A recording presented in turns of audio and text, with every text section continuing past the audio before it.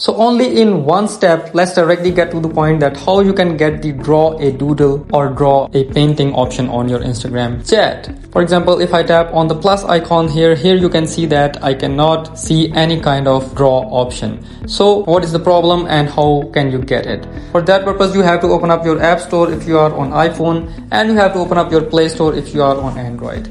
And after that, you have to search here Instagram. It doesn't matter whether you are on Android or iPhone, it works absolutely the same on both of the devices. And after searching Instagram, you have to tap on it, and you have to first of all update your Instagram application. This may be the biggest reason that you have not got the updated options, just like me. Now my Instagram app has been updated. Now if I open that application, and now if I go to any chat and if I tap on this plus button, here you can see I have get this draw button. Here if I tap on this draw button, now I can adjust the size of my pointer and choose the color, and I can write anything like hey and just send it. That's how you get it. You have to only update your Instagram application, and if you still did not get this option, just wait for some days, because this feature may not be available in some regions yet, and it may be in beta testing, and soon it will be available in your country as well. Thank you so much.